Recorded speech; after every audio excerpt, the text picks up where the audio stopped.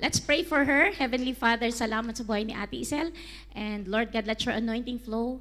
Lord, sa buhay niya, Panginoon, anoint her. Lord, from the top of her head down to the soles of her toes. And dalangin po namin that it is your word, your powerful words, O God, ang patuloy, Panginoon, O God, na Lord, mamutawi sa kanyang bibig, Panginoon. And your words will come alive, Lord God, that Lord, you will change our hearts. Lord God, you will meet us at the point of our needs, Panginoon. Lord, we just glorify your holy name, Panginoon. Lord, we came in this hall, oh God, with a different, Lord God, aura, Panginoon, or ano man yung kalalagayan ng puso namin. But we will come out, Lord God, victorious, empowered, changed, Panginoon, because of your powerful words. Marami pong salamat, Panginoon. We just give you back all praises, glory, and adoration. In Jesus' name we pray. Amen. Praise the Lord. Hallelujah. Amen. Isang mapagpalang araw po sa bawat isa sa atin. Gaya nga po ng sinabi nating pastora, hindi po ako sanay tumayo sa harapan. Sanay po ako andun sa kusina.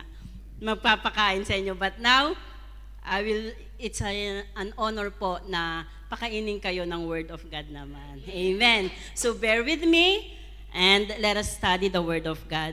So, we just thank you dahil meron pa rin tayong internet.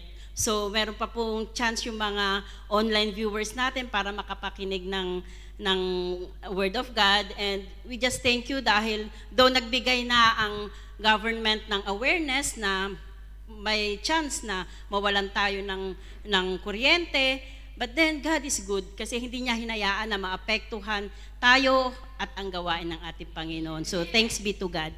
Amen. Hallelujah. Okay, sa umaga pong ito, ang topic po na ating pag-aaralan is about the power to go and advance. Amen po ba? So, our text for today is Matthew 28, verse 19 to 20. Amen? Hallelujah. Ang sabi po doon, verse 19, "Go therefore and make disciples of all nations, baptizing them in the name of the Father and of the Son and of the Holy Spirit, teaching them to observe all that I have commanded you. And behold, I am with you always to the end of the age." Amen. Pagpalain po ang pagkabasa ng kanyang salita. Amen. Actually, ang verse na ito is very familiar po sa bawat isa sa atin, di po ba? Because this is the Great Commission. Amen. Great Commission. Any familiar po ba kayo sa word na to? Amen. This Great Commission po, this is the final instruction of Jesus nung siya po ay nag-resurrect mula sa kamatayan niya bago po siya umakyat sa langit. Amen. Actually, sabi nga natin kanina, we are commemorating the Good Friday. So sa Pilipinas po, Good Friday, usually what we are doing before is like Good Friday, sabi nila patay ang Diyos, patay si Jesus. So nagmo-mourn sila, nagpepenitensya. I came from Bataan. So alam nyo naman, ang Bataan, ang Pampanga, yan, usong-uso po yung nagpepenitensya. Nanonood kami lagi sa daan. Those were parang act of nila para ginagaya nila kung ano yung sakripisyong ginawa ni Jesus doon sa krus ng Kalbaryo. But then, Good Friday, kaya siya tinawag no Good Friday is because ito po yung nagmarka ng sukdulang sakripisyo ni Jesus kung saan po siya doon ay pinarusahan, pinahirapan po siya hanggang sa siya ay pinako doon sa krus ng Kalbaryo at namatay nga po para po sa ating mga kasalanan. Amen po ba? So, now, tayo po ay mga bagong nilalang na, mga tinubos na po tayo. Amen po ba? Naniniwala po ba tayo doon? O nandoon pa tayo sa old na paniniwala natin na kung hindi ka magpapapako sa krus, hindi ka maliligtas o hindi malilinis ang iyong mga kasalanan. Wala na po yon. It is done, sabi ng ating Panginoong Jesus. Tinapos na niya doon sa krus ng Kalbaryo. Amen po ba? Amen. So, hindi po tayo dapat na nagmo-mourn or hindi po tayo dapat nagluluksa dahil buhay po ang ating Diyos na pinaglilingkuran. Amen. Amen. Hallelujah. And doon po sa Great Commission, I just want you to, let us analyze po itong iniwan ng Diyos sa atin ni Jesus na word. So, actually, meron po yung key components sa Great Commission. Ang sabi po doon, go therefore and make disciples of all nations. So, yaan po yung mandate na ibinigay sa atin ng Panginoon. So, ang mandato na yan is, tayo po ay aalis o lalabas, go, hahayo. Amen po ba? So, that is the mandate. And then, baptizing them in the name of the Father, and of the Son, and of the Holy Spirit. Yaan po yung method. Method or kaparaanan kung paano po natin gagawin. Amen po ba?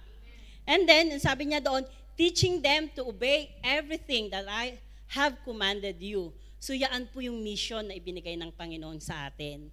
Amen. And then, ang sabi niya doon, and remember, I am with you always to the end of the age. So, yaan po yung promise ng ating Panginoon. Ang pangako niya na hindi niya tayo iiwan. Amen po ba? Amen. Dito po sa power to go and advance, which is our topic, power is not just a physical strength. Amen po ba? Yung power na yon, bago po binigay ni Jesus itong word na to na go therefore and make disciples, actually in-establish muna niya ang kanyang right to send us. Hindi tayo basta lang alam mo yung para ka lang inutusan, oy, humayo ka. Hindi po ganun si Jesus. In-establish muna niya ang kanyang karapatan para tayo ay kanyang isugo. Amen po ba? Makikita po natin yan sa Matthew 18. Ang sabi po doon sa Matthew 20 verse 18. All authority is in heaven and earth has been given to me. Amen. So yaan po, nung si Jesus po ay, sa King James Version, I'm using ESV actually po. Sa King James Version po, ang sabi doon, all power in heaven and earth has been given to me.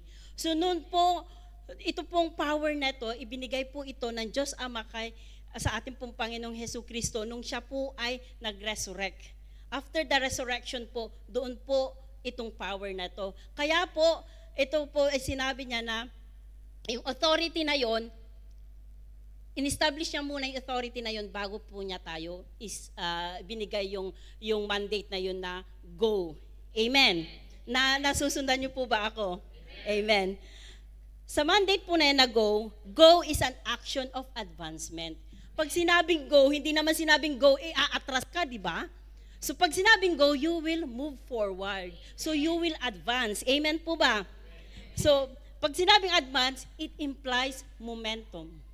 Momentum. Ano po ba yung momentum? Naririnig po ba natin yun? Ako madalas ko sinasabi na, lalo sa work, pag hindi ko pa nakukuha yung momentum ko, parang alam mo yon, yung hindi ka pa hindi ka pa makabuelo di ba? Yung momentum is your speed of motion, di ba? So, dito po, mostly po ang momentum is from the state of rest.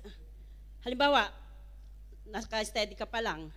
From the state of rest to a state of motion, i-break mo yung may tinatawag na breaking of inertia.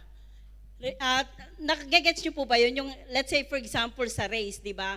Sa mga race ng mga runners, di ba? Meron pang magre-ready yan may action pa yan, di ba? Ready, get, set, go, di ba? So yung pag-ready nilang gano'n, yun yung binibreak yung inertia. And then once they said go, yun na po yung momentum na tuloy-tuloy na po sila hanggang sa finish line. Amen. Nagagets po natin? Amen. Sana po nakaka-relate kayo sa sinasabi ko. The Great Commission is a call to believers to live from their comfort zone of the upper room and advance to all nation. Amen. So ito pong Great Commission na to, hindi po ito sinabi sa mga hindi mananampalataya. This is a call to all. Actually, yan is to all believers to live from their comfort zone. Minsan kasi tayo, alam mo, nandito lang tayo sa comfort zone natin Actually, ang sinabi po dyan na comfort zone of the upper room, that is our prayer room. Minsan tayo, alam nyo, pray tayo ng pray eh. Lord, nawa ang salita mo ay makarating sa kasuluk-sulukan ng Pilipinas. Or Lord, nawa ang salita mo ay makarating sa kasuluk-sulukan ng mundo. Ganun lagi ang prayer natin. Amen po ba? But the thing is, we are afraid to advance. We are not going out from our comfort zone to preach the gospel. Hanggang pray lang po tayo ng pray. Actually, prayer is not wrong. Pero, prayer without action is dead. So, nagigets po natin, ang binigay sa atin ng mandato ng Panginoon is to go. Hindi niya sinabing, you pray. Hindi pa niya sinabi, stay on your comfort zone and just pray. Ang sabi po niya, go. Amen. So we need to advance. Amen. Amen. Okay. To advance means to gain ground. By making disciple, you are expanding the influence of God's kingdom into new heart, new culture, and new territories. Actually, to advance po, ang sabi dito, means to gain ground. To gain ground po is taking territory. So sabi sa atin ng Panginoon is, make disciple, di ba? So by making disciple, you are expanding the influence of God's kingdom. So hindi ka lang po mag-i-stay sa kinaroroonan mo, but you will expand. Amen. Amen. Actually po, bago ito binigay ng ating Panginoong Jesus, niready na niya tayo from the Old Testament. Sa Old Testament po, makikita natin yan sa Isaiah 54, verse 2. Ang sabi po doon, enlarge the place of your tent, and let the curtains of your habitations be stretched out. Do not hold back. Lengthen your cords and strengthen your stakes. Amen. Amen po. Actually, this command is to prepare for growth and expansion. If you are praying for growth or we are praying for expansion, ito po yung vision dapat meron tayo. To enlarge the place of your tent. Paano ka nagpipray na, Lord, dagdagan mo kami. I pray, dumami kami. Pero nasa maliit na lugar ka lang. Saan mo sila lalagay, di ba?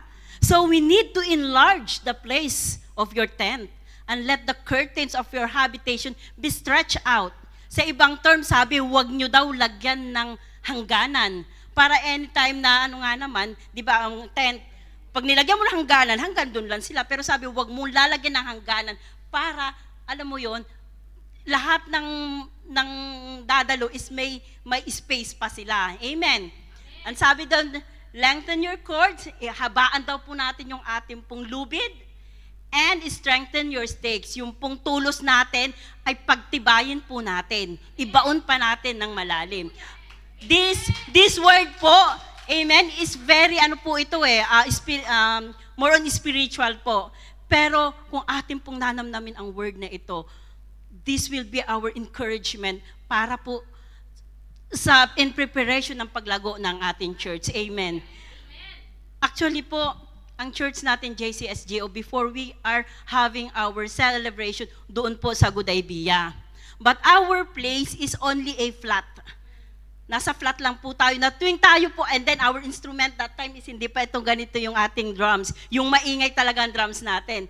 That's why every time that we are having our praise and worship, talagang buong building po talaga nakakarinig. So nagagalit po sila sa atin. Ilang beses po may kumatok na pulis sa atin. But then, God gave us this vision. Amen. And God gave us this bila. Amen. So praise the Lord. Kasi hindi hahayaan ni Lord na tayo ay mapipigilan sa ating pong pagpupuri at pagsamba sa Kanya. At hindi niya hahayaan na tayo po ay nabubuhay na lagi na lang kinakabahan si Pastora, lagi na lang ipinapatawag ng pulis. Amen. Praise be to God dahil dinala po niya tayo dito sa villa kung saan po we can accommodate 80 people in this place. Nangyari na po yan More than 80 people po nag-gather dito. And praise God, dahil napaka-komportable natin dito. We have enough parking. Doon ang problema natin, mga parkings kaya iilan lang sa mga kapatiran natin ay may sasakyan. But when we were transferred here, Binigyan tayo ng napakalawak na parking at lahat ng kapatiran, meron na halos sasakyan. Amen. That is because of the expansion, because of the growth of the church. Amen. Praise the Lord. Okay, so tuloy po tayo. Parang na-excite ako dun Amen. So, number 2, the method. Sabi doon, baptizing them. Balikan natin yung word na yon. Ang sabi ni Lord, di ba, baptizing them in the name of the Father and the Son and the Holy Spirit. Amen. So, doon po, ang pagbabaptize po is actually an act of public declaration. So, bakit nagtataka kayo? May mga mentality tayo na pagka nabaptize, naku, huwag ka magpapabaptize dyan, naku, kanila ka na, hindi ka na makakaalis dyan. May mga ganong mentality, di ba po? Pero ito pong baptism is an act of public declaration of faith. It symbolizes union with Christ in His death, burial, and resurrection, marking a transition of a new forgiven life. Amen. So sana po dito ma-enlighten tayo na pag nabaptize ka, hindi ibig sabihin nun is nakakulong ka na sa isang sekta. Hindi po yon. Actually, advancing involves marking the territory. So once you were baptized, markado ka na. Ano ang marka mo? Hindi po ito yung marka na tinatakan ka dyan na, miyembro ka na ng isang fraternity. Hindi po ganon. Markado ka na that you are a family of God. Baptism identifies a person as a family of God. You belong to the family of God. Amen. Amen. So, yun, nakaka-excite, di ba? You belong to a family of God. So, kung ikaw po ay you belong to a poor family or you belong to a rejected family, magsaya ka. Kasi once you got baptized, you belong to a family of God. Amen. Amen. And then, let's go for number 3. Ito po yung the mission. Ayan. Yung the mission po, sabi doon, true advancement is not just winning a battle. It's about transforming the land. Amen. So, amen. Dito na po pumapasok yung discipleship. Sabi nga po, sabi ng Google sa discipleship, it is a long life process of following Jesus, being transformed by His Spirit, and teaching others to do the same. Amen. Actually po, to disciple is not just about sharing the Word of God. That you share the Word of God, and then na-touch siya, inaccept niya ang Lord Jesus Christ, nung siya ay inilid mo sa prayer, hindi po natatapos doon ang discipleship. By making disciple, hindi ka lang po magtuturo ng Word of God. Actually, tinutuon mo po yung kanyang isip, yung kanyang buhay, yung kanyang puso, sa teaching ng ating Panginoong Jesus. Amen po ba? Amen. Kung paano yung pag-obey, alam mo yung tinutulungan mo yung dinidisciple mo, let's say for example, yung mga care groups natin, dinidisciple po natin yan. So hindi po ibig sabihin turo lang tayo ng turo, di ba? Yung hindi po yung, Bible study tayo, nagtuturuan lang tayo, tapos wala na. Hindi po Hindi po natatapos doon. Fino-focus mo po yung attention mo doon sa dinidisciple mo hanggang sa totally matransform siya. Amen. You are molding him or her hanggang sa makita mo yung total transformation sa kanyang buhay. Amen. Habang yung taong ito po ay nagbabago, nadadala niya ang impluwensya ng kingdom of Jesus Christ sa kanyang paligid. Napapansin niyo po ba? Nagkakaroon na siya ng bagong puso. Pagka mapapansin mo, may pagbabago na dyan sa dinidisciple mo Bago na yung puso niya. Kung dati lagi siyang magagalitin, laging negative, alam mo yun. Ngayon, iba na. Ang puso na niya ay marunong na siyang magmahal. Amen. Yun yung yung pagbabago Marunong na rin siya magpatawad. Amen. Sino pa ba dito yung hindi pa nagpapatawad? Kapatid, patawarin mo na. Kung lagi-lagi siya yung nagiging sakit ng ulo mo, lagi-lagi, sa tuwing nakikita mo yan, pag nakikita ko talaga yan, talagang nagre-resurrect yung galit ko. Alam mo yun? May ganun yung hindi mo pa siya nakakausap, makita mo lang siya, may something inside na talagang kumakawala yung galit Amen. Pero, kapag ka dumating na yung pagkakataon na nababago na siya. Alam mo, kahit makita mo siya, okay na eh. Hindi po pa siya mangitian sa umpisa, but I tell you, later on, habang binabago ka na ni Lord, kaya mo na po siyang harapin, kaya mo na rin siyang kamayan, at kaya mo na rin po siyang ngitian. Amen. Amen.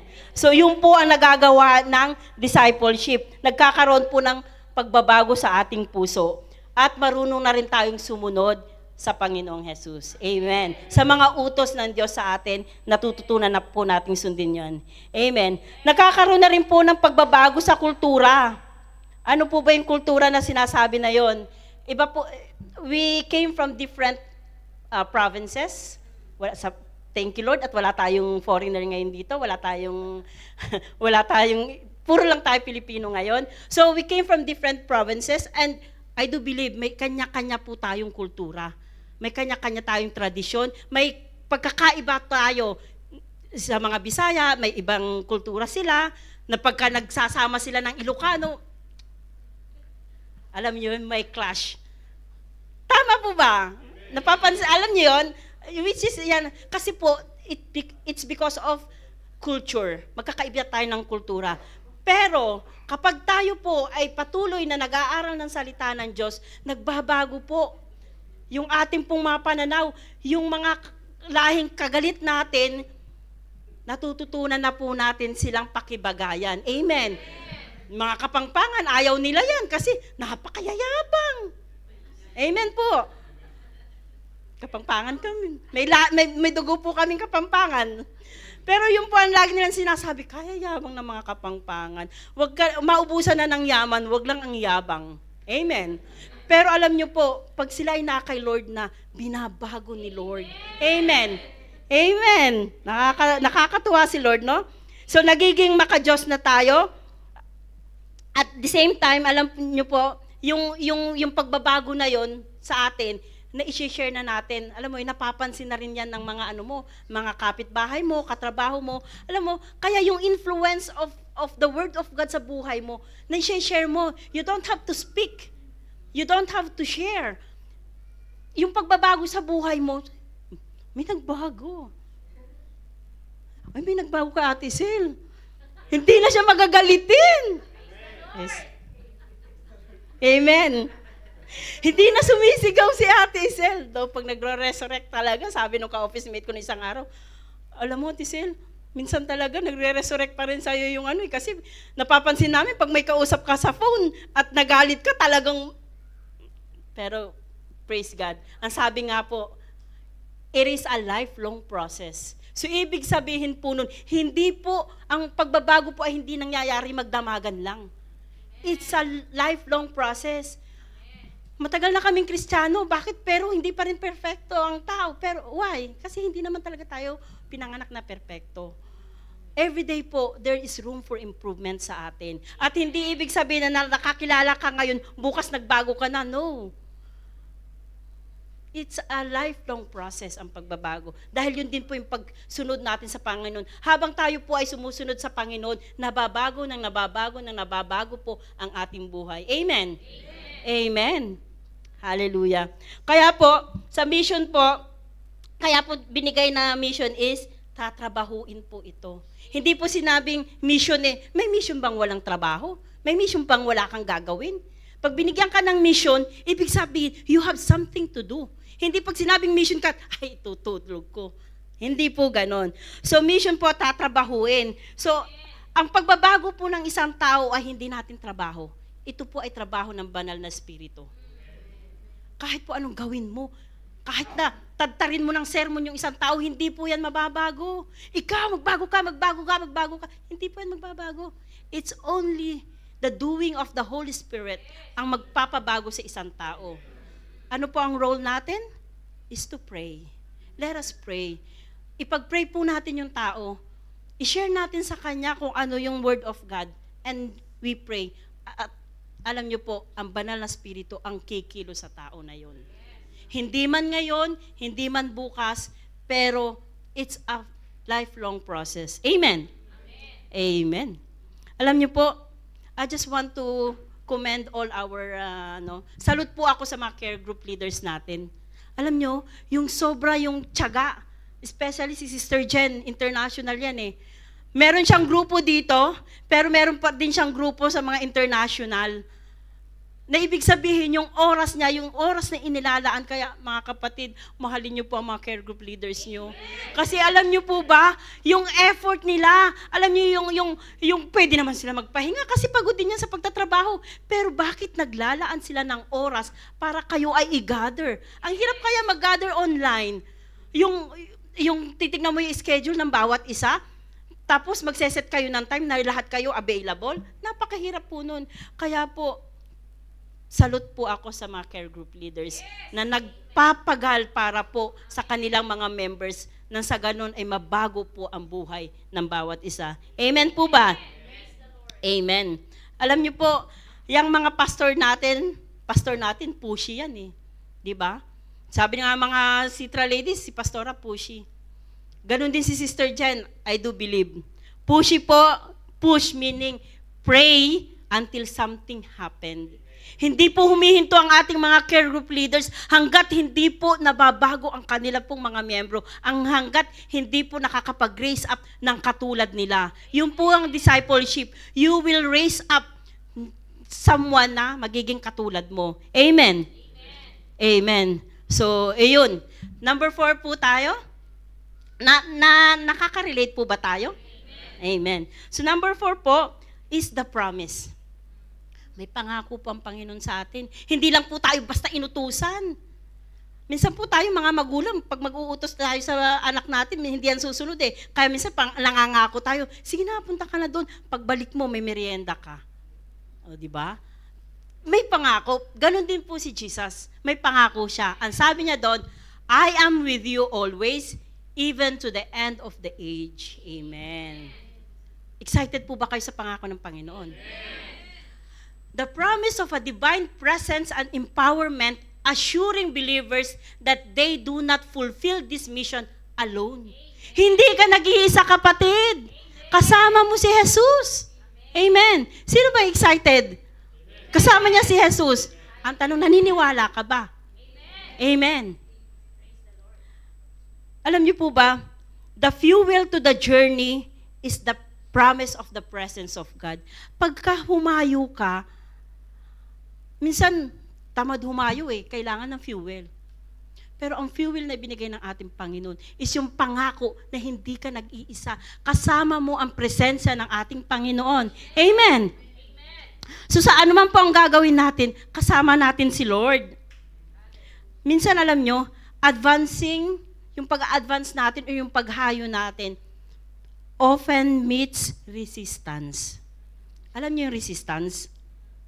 Yung nagpo-push back ka, yung magpo-forward ka na, teka lang. Maraming pumipigil po sa atin, napapaurong tayo sa pag-share ng Word of God. Nag-aalangan. Alam niyo yun? Nararanasan niyo ba yun? Yung share mo na, may tao kang nakita, gusto mong share, tapos biglang, parang may nag-alangan ka, bigla kang umurong. Madalas umaayaw na po tayo, depende po sa sitwasyon. Pero ang sabi po doon, the power to keep moving forward when things get difficult comes from the literal presence of God. Alam niyo, nung inaaral ko to, ang nare-remember ko, yung pong nangyari kay Sister Jenaline at saka kay Sis Mary Ann sa Turkey. Alam niyo, when they are sharing the Word of God, bigla pong lumindol na napakalakas sa Turkey, na kung saan po, kitang-kita nila in front of their eyes, nagbabagsakan po ang mga buildings. Alam mo yun? Kahit sino pwedeng umayaw eh, magsisisi ka eh, parang, ano ba to Lord? Sumunod lang naman ako, pero bakit ito nararanasan ko? So, ando doon na po yung alam mo yun, yung nagpupush back na tayo, umuurong na, pero praise God sa dalawang kapatid natin na ito, that during those times na sila po ay nakaranas noon, sila po ay lalo pang kumapit sa ating Panginoon. They don't even care about themselves. Alam mo ba, yung dapat ililigtas na nila ang sarili nila kasi kitang-kita nila, nagbabagsakan ang mga building sa harap nila, pero alam mo, doon ako na sa kanila, sabi nila, yung mga kaibigan namin, yung nasira namin kahapon, nandoon sa building na bumagsak. Alam mo yun?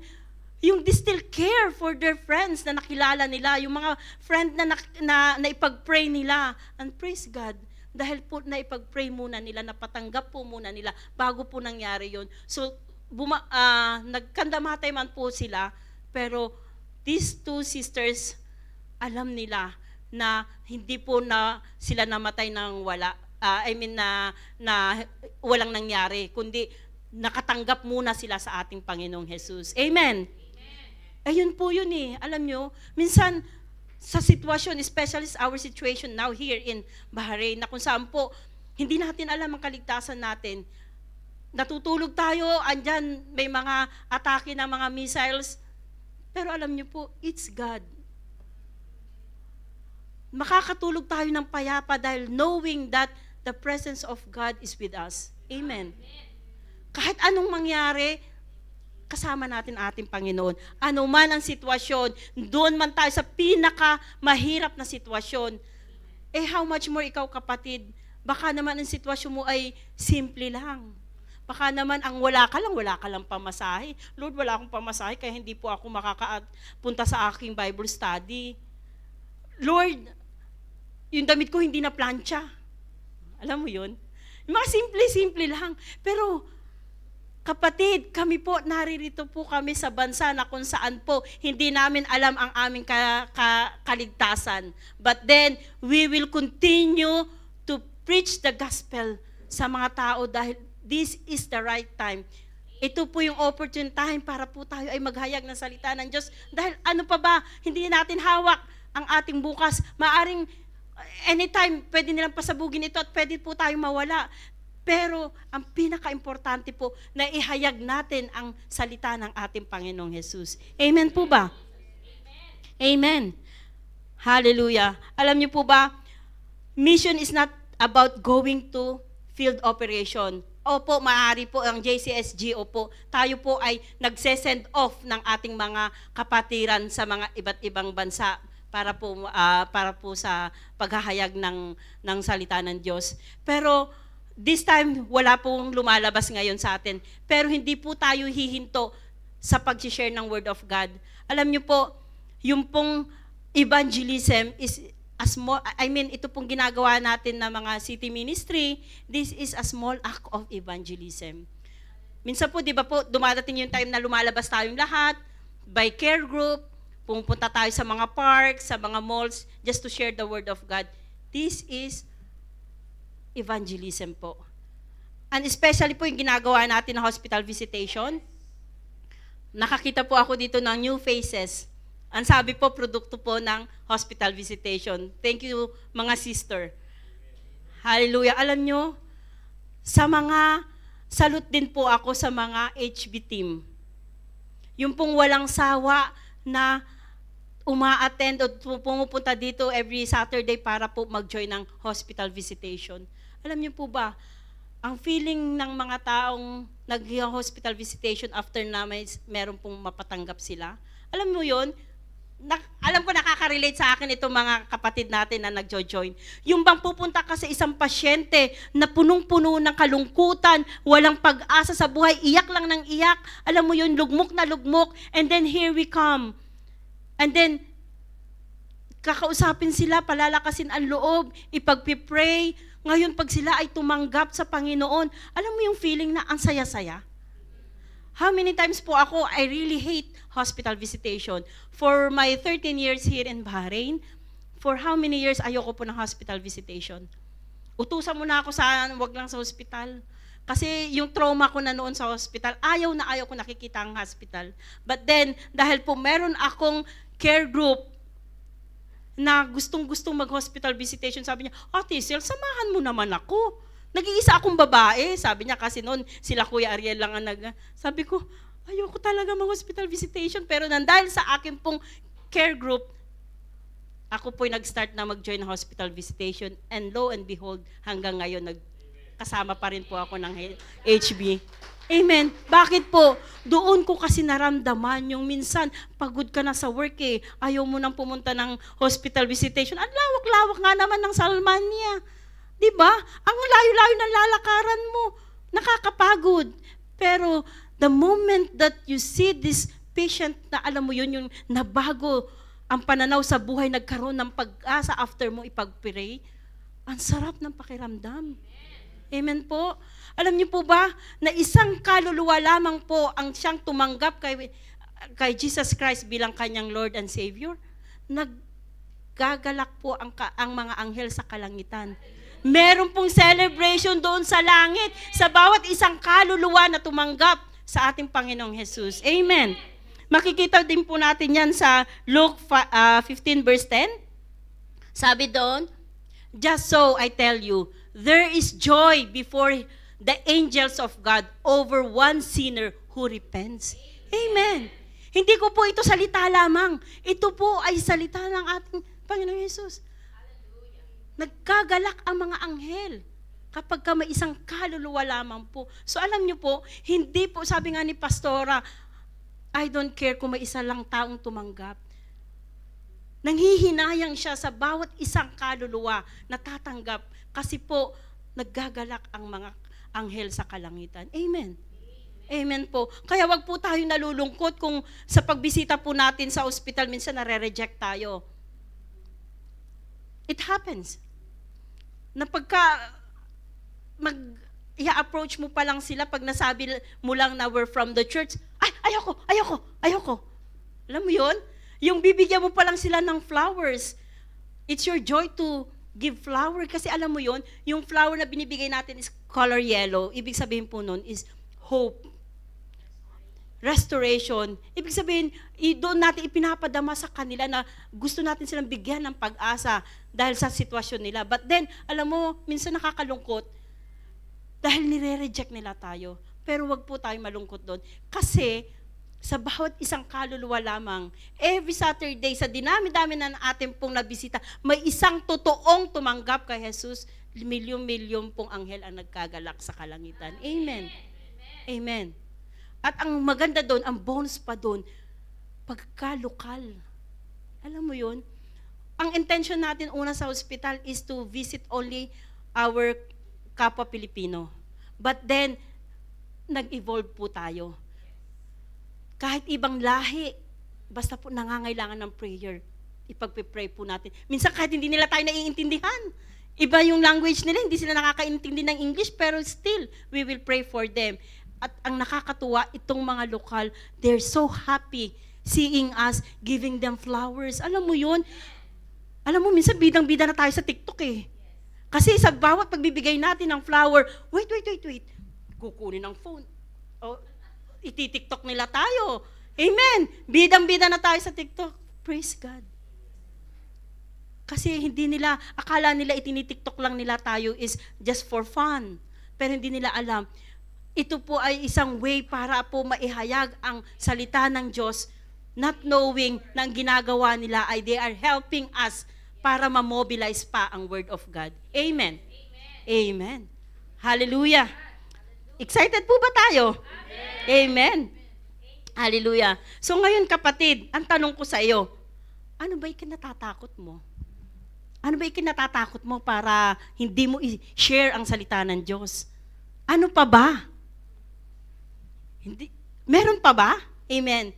Alam niyo po ba, may mga common fears po tayo na nai-encounter during sharing the gospel. Fear of rejection or hostility. Alam mo yun? Minsan natatakot tayo, nagwo-worry tayo na, baka magalit eh. Baka pag siniran ko, magalit lang sa akin, o kaya baka pagtawanan ako. Di ba? Or, baka imak ako, insultuhin ako.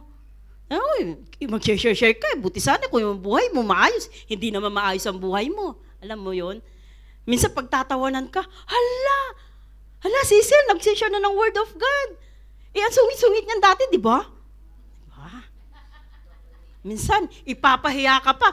Naku, bago ka mag-share ng Word of God, baguhin mo muna yung buhay mo. Amen. Alam mo yun? Fear of inadequacy or ignorance. Minsan, sabi natin, Pastora naman, huwag mo naman akong pagprayin. Hindi pa ako practiced, hindi pa ako hindi pa ako ganun maalam. Hindi pa ako qualified. Amen. Hindi pa ako nai-equip. Ganun eh. 'Di ba? Yung si pastora pagkakasama mo 'yan, naku, mag-prepare ka. Kasi bigla-bigla na lang, uy, mag-share ka. Alam mo 'yun. O mag-pray ka. Parang nung Friday, ang ganda-ganda, anong Saturday, magkasama kami niyan eh. Kaya ayoko yan kasama eh. Magkasama kami. Sabi niya, Ate Sil, mag-share ka na. Alam mo yon.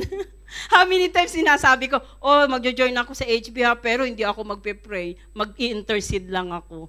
Pero hindi pwede yun eh. Kasi bigla ka na lang ipupush eh. So be ready. Amen. In season or out of season, kailangan po ready ka. Amen. Hallelujah. It makes sense ba? Nakaka-relate po ba tayo? Sabi doon, fear of damaging relationship. Minsan, alam mo, ayaw mo mag-share. Kasi baka itakwil ako niyan. Halimbawa sa kapamilya natin, pag nakakilala tayo at ang ating pong mga kapamilya ay hindi pa Kristiyano, and the moment you share the word of God, naku, ang takot mo lang, baka itakwil ka. Amen po ba?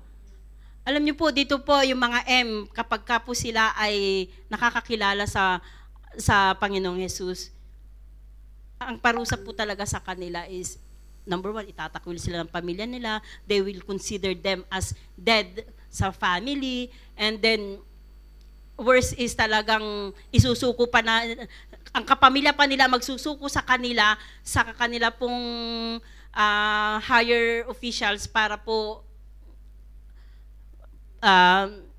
pugutan. Amen. Pero, alam nyo, once the word of God is nasa iyo, hindi mo ma-take na sarilinin eh. Alam mo yun, especially if the word of God is buhay na buhay sa puso mo, you want to share. Kaya alam mo, natutuwa ako dito kay Sis Connie eh. Hating gabi, tatawagan ako. Sis, ang saya-saya ko. Bakit? Napatanggap ko sila. Amen. Aba, tatawagan ka alas 12 ng gabi para lang sabihin, alam mo sis, ang saya ko, 10 silang tumanggap kay Lord. Amen. Praise God. Sobra yung saya niya. Actually, she's a product of our hospital visitation. Nabisita natin siya, napag-pray natin, na upauwi sa Pilipinas, pero dinisire niya sa puso niya, Lord, balikin mo lang ako ng Bahrain. Hahanapin ko sila. Amen. At true enough, hinanap po niya tayo at nandito na po siya ngayon. Kasama natin. Amen. And very, very happy po siya. Very energetic siya to share the gospel. Amen. Kahit pati doon sa driver niya na ibang lahi, talaga nag-aaway sila. Pinipilit niya talaga. Ito yung totoo. Amen. Amen. Hallelujah. Hindi po niya iniisip na masisira ang relationship nilang dalawa ng kanyang driver. Minsan yung driver niya, ayun, iniwanan na siya kasi hindi niya ma-take yung pag-share ni sister ng word of God. Amen. Hallelujah. Sabi doon, fear of being misunderstood or pushy. Minsan nami-misunderstood tayo pag nag-share tayo ng word of God. Amen po ba? Tapos, ano ba naman si sister? Ayoko nga kasama yan. Naku, wala ka maririnig dyan, puro word of God. Alam mo yun? Yung feeling nila pushy ka na, hindi naman tayo pushy na yung, huy, tumanggap ka. No, we're not doing that. We will just share the word of God. But then, meron nga tayong ganyang mga mentality na minsan natatakot tayo. Amen. Hallelujah. Na iniisip natin, naku, baka layuan ako. Parang kami noon, pagka nakikita na nila si mama, ay naku, ayan na si Christy, lumayo na kayo. Alam mo yon? Nilalayuan nila kasi alam nila na you have that courage to share the gospel, to preach the gospel. Amen. Hallelujah. And last po is fear of failing the person. Amen. So, alam mo yun, minsan kasi nagkakaroon tayo ng, especially yung language barrier, hindi natin ma-express ng maayos yung word of God. Na pag tinanong ka na, minsan, yung speechless ka na.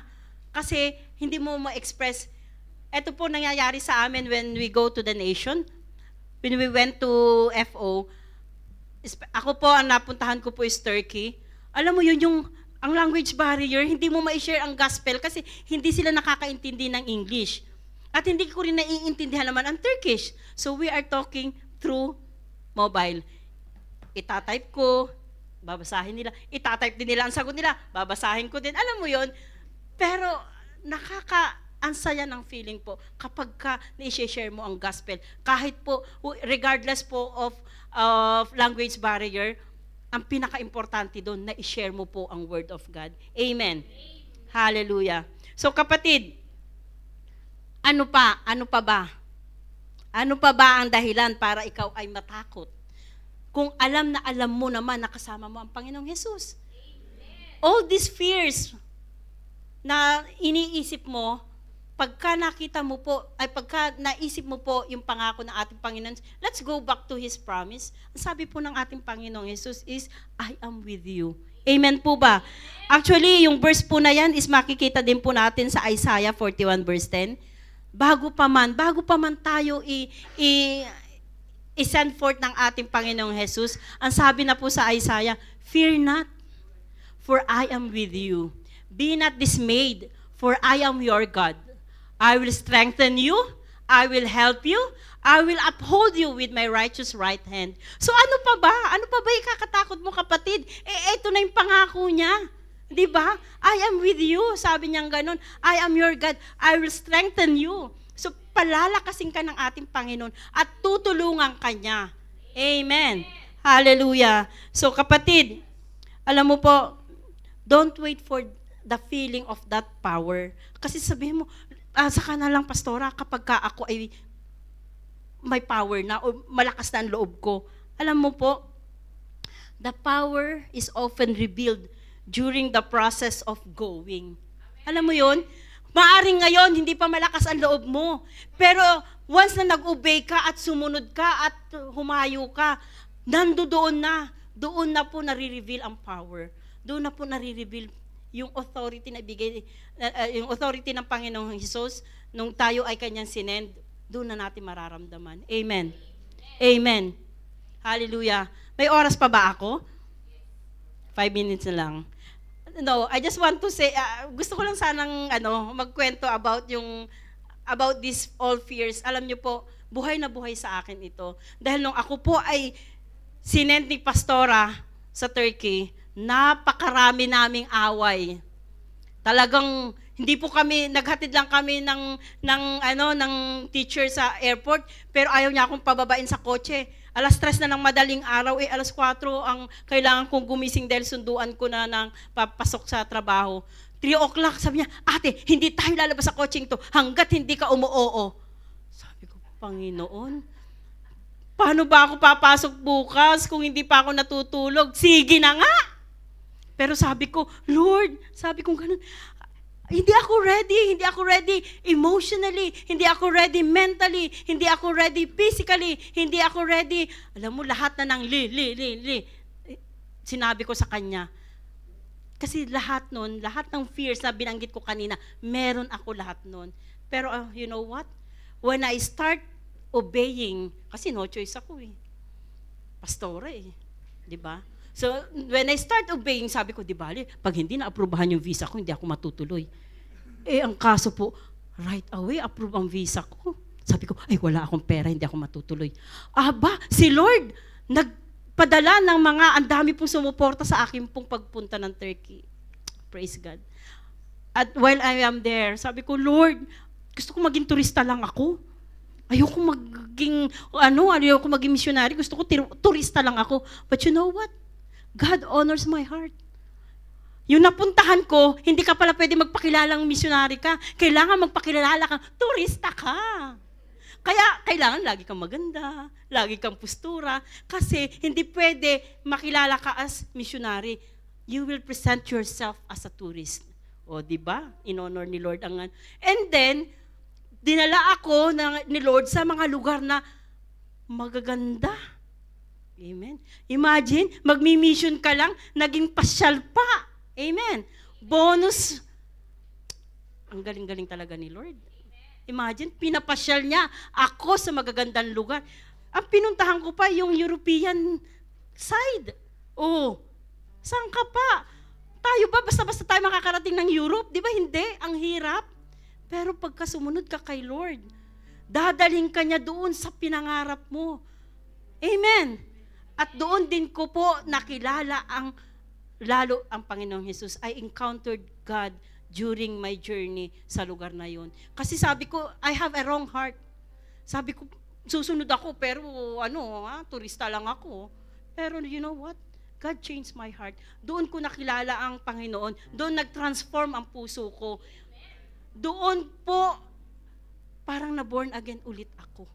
Dahil nakita ko ang kagutuman or yung hungry heart ng mga taong naroroon, that I should share the gospel. Amen. At true enough, bumalik po ako dito with a renewed heart, with a renewed spirit. Amen. Hallelujah. Alam niyo po, mga kapatid, ang Good Friday provided the message, which is the sacrifice of Jesus in the cross of Calvary. While the Great Commission po provides the movement. Ito po yung going out to share the message. Binigay niya ang mensahe doon, tayo po ngayon ang mag-share ng mensahe na yun. Without the sacrifice of God, without the sacrifice of Good Friday, there would be no gospel to spread. Amen. Without the resurrection, there would be no authority to send followers out. Amen. Kaya po mga kapatid, we don't just mourn at the cross. Hindi po tayo magluluksa lang o magpapakalumbay ngayong araw na ito dahil iniisip natin ngayon namatay ang Panginoong Hesukristo. We move from the cross. Amen. We move from the hill of Calvary to the nation. Amen. Because the debt has been paid in full. Alam mo yun? Binayaran na ni Jesus lahat. And so, today, we must go and tell the story. Kung ano ang ginawa ng ating Panginoong Jesus doon sa krus ng Kalbaryo. Amen po ba? Mga kapatid, I just want you to rise up. Let's close in prayer. Hallelujah. Hallelujah, Father God. Hallelujah. Hallelujah, hallelujah, Lord Jesus. Father God, maraming salamat po, Diyos. Maraming salamat po, Lord God, sa sakripisyong ginawa ng Panginoong Jesus doon sa krus ng Kalbaryo, God. That, Lord, we have a story to tell, Father God. We have a message, God, to share, Father God. Lord, salamat po, Lord God, sa banal na dugo ni Jesus na nabubo doon sa krus ng Kalbaryo, O Lord God, na kami po ngayon, O Lord God, ay natubos na, O Lord God, sa kasalanan, O Lord. Hallelujah, Father God. Lord, we just thank you, Father God. Thank you, Lord, for the message, O Lord God. That, Lord, ito nga po, Panginoong mensaheng ito, Lord God, ang amin po, Panginoon, magiging bukang bibig upang ihayag, Panginoon, O God, sa bawat isa, O Lord God, na hindi pa nakakakilala sa iyo, Panginoon. Hallelujah, Father God, Lord, hindi po namin kailangan magpakatalino, O God, at i-memorize ang buong Biblia upang ihayag ang salita mo, O God. Lord Jesus, your sacrifice, O Lord God, is enough, Father God, upang ihayag, O Lord God, kung ano ang ginawa mo, O Lord Jesus God, para sa amin, Panginoon. Lord, maraming salamat po, O Diyos. And so, Father God, I just pray, Father God, that, Lord, ikaw nga po, Panginoon, O God, ang kumilo sa amin po mga kapatiran, Panginoon, O God. Lord, whatever fears, Panginoon, na kanila nararamdaman, ano po ba yung mga resentment, yung mga resistance, Panginoon, O God, na kanilang nararanasan, Panginoon, O God, that, Lord, they will overcome this, Panginoon. Lord, for you have said, Panginoon, O God, you have promised, O Lord God, that you will be with us, Panginoon.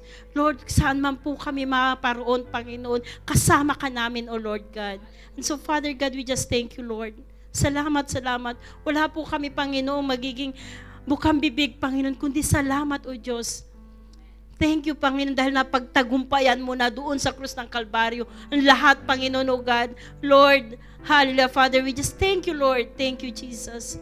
And Father God, sa umaga pong ito, Panginoon, Lord, sa inyo namin binabalik lahat ng papurit pagsamba at galang sa matamis na pangalan ni Jesus. Amen.